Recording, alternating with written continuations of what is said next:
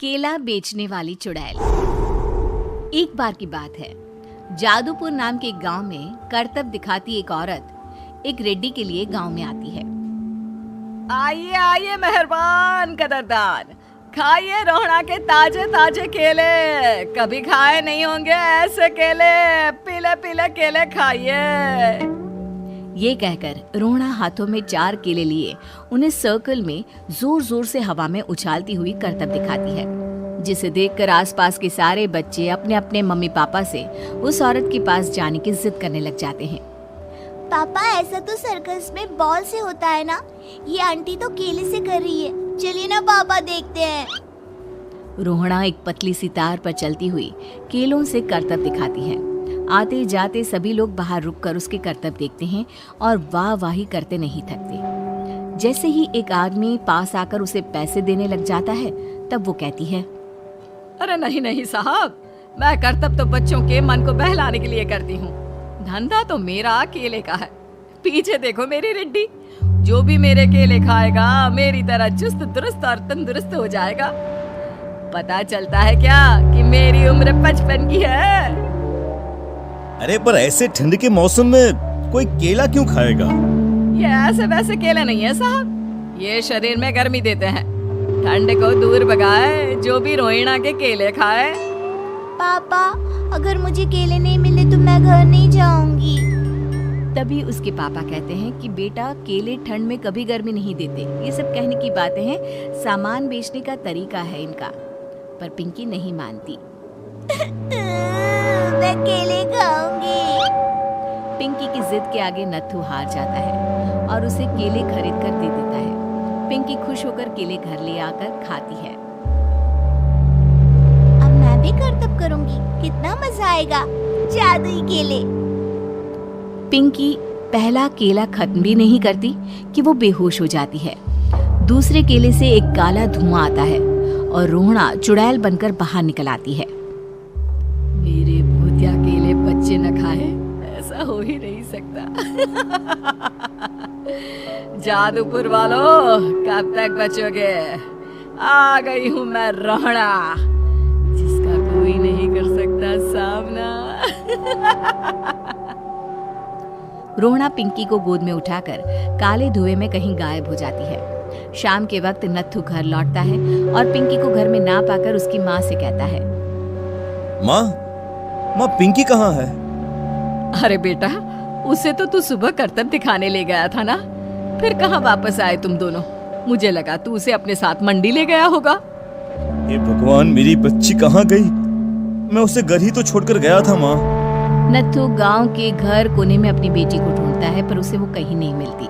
परेशान होकर आके रो रो कर नत्थू हिम्मत हार कर घर लौट आता है। अगली सुबह रोहड़ा फिर से करतब दिखाने आती है और इस बार पिंकी की तरह रोनी केले खरीद लेता है। 50 रुपए दिए थे पापा ने, सारे पैसों के मैंने केले खरीद लिए हैं। अब मैं भी आंटी की तरह ही करतबबाज बन जाऊंगा। यही सोचते हुए रोनी केले खाता है और पहला अकेला केला आधा खत्म भी नहीं करता कि चुड़ैल उसके सामने आ जाती है। मेरे साथ चलने का समय आ गया है रोनी। ये तो बस शुरुआत है। अब इस गांव के सारे बच्चे धीरे धीरे मेरे कब्जे में होंगे, एक बच्चा भी नहीं बचेगा। ये कहकर रोना रोनी को गोद में लेकर काले धुएं में अदृश्य हो जाती है। इसके बाद हर रोज गांव में से कोई ना कोई बच्चा गायब होता, पर ऐसा क्यों हो रहा है किसी को भी समझ में नहीं आ पा रहा था। रोज की तरह अपनी बेटी पिंकी की तलाश में नत्थू गांव के एक तालाब के पास बैठा रो रहा था। कहाँ गई मेरी पिंकी? शकुंतला के जाने के बाद एक वही तो मेरा सहारा थी। अरे उसकी आत्मा कोस रही होगी मुझे कि मैं अपनी बच्ची को संभाल भी नहीं पाया। नत्थू ये कहता हुआ रो ही रहा था कि तभी तालाब में से उसे शकुंतला की आवाज सुनाई देती है। कहाँ थी तुम शकुंतला? हमारी बच्ची और सारे गायब हुए बच्चे रोहड़ा के कब्जे में हैं। वो बच्चों को जो केले देती है उससे बच्चे बेहोश हो जाते हैं और उसके कब्जे में आ जाते हैं और वो उन्हें ले जाकर काली दुनिया में ले जाती है। पर वो ऐसा क्यों कर रही है?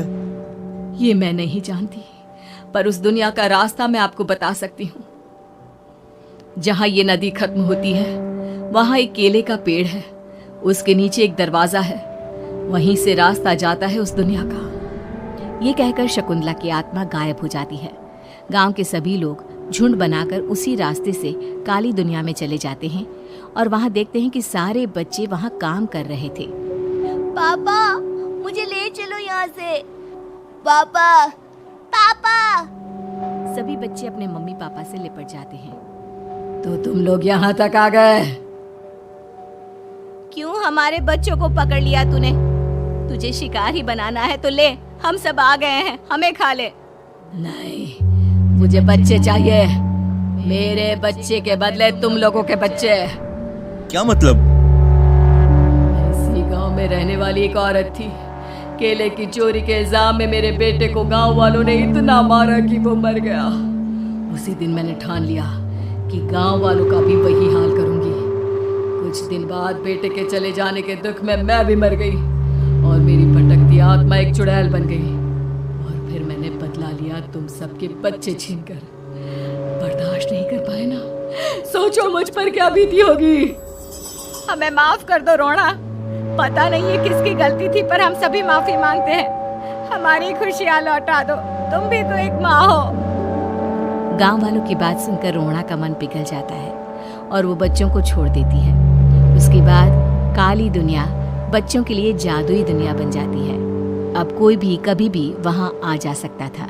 उम्मीद है कि आपको हमारी ये कहानी पसंद आई होगी।